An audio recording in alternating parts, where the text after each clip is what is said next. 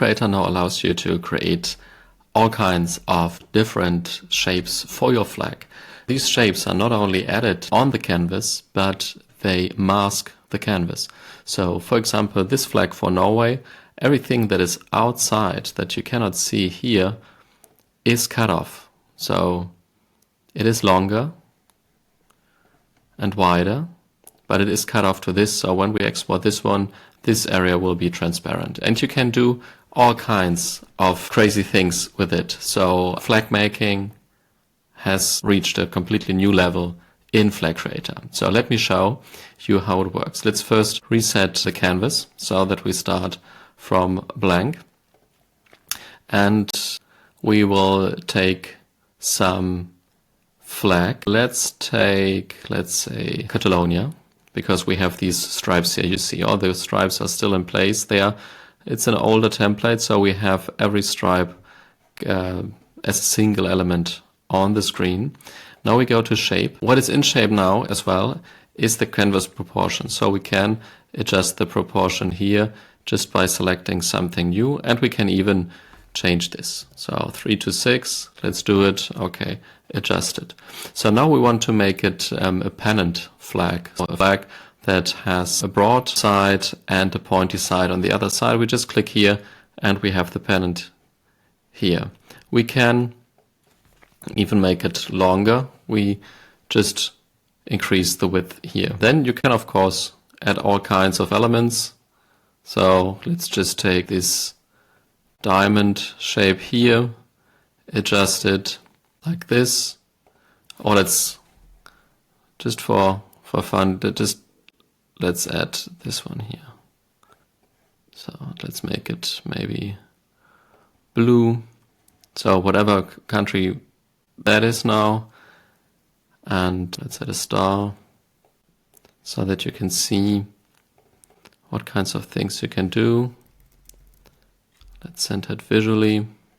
So we have now here this pennant flag, but we can still continue. So instead of having just one pointy end here, we can have a swallowtail as well. So you see here 2 points on the end. We can have a gap in between for the swallow-tailed flag, or we can have a spike in between. So when you have chosen the pennant, you can choose how the end should look like. So it could be a square, it could be rounded, or it could be pennants that are like straight, horizontally straight on their bottom. You can add more tails. You see, it's adapting. You can change the gap. You see here, the gap is increasing. You can make the center slimmer. This is more interesting when you have an uneven number of tails. So let's set this to 5. So, and now we make the center bigger, or we make it smaller. So this is interesting for flags, for one variant of the Norway flag, for example. You can determine the length of the center.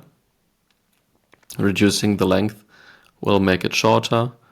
Increasing it at some point makes it longer than the other one, so it shortens the other one so that you keep your proportions, the ratio, the flag ratio that we have set here, 3:9, for example. So, and you can determine the start, so when the flag becomes slimmer. This is more interesting when we have less tails, to be honest. So let's make less tails. So now you can see it better. So, and when we reduce this one even more, let's go back to, so here now it's easy to see, right? What is going on here. So then we have tapered fork flags as well. A triple tail, this is something that we have built manually already. You can stack the pennants as well and then decide where it will start. You can build a Venice-like flag. So let's remove these ones. The last one I will keep because I want to end it here. so that we have the ending in a different color. So we need to adjust this a bit. So this is the cleft dead. So we could make it positioned here.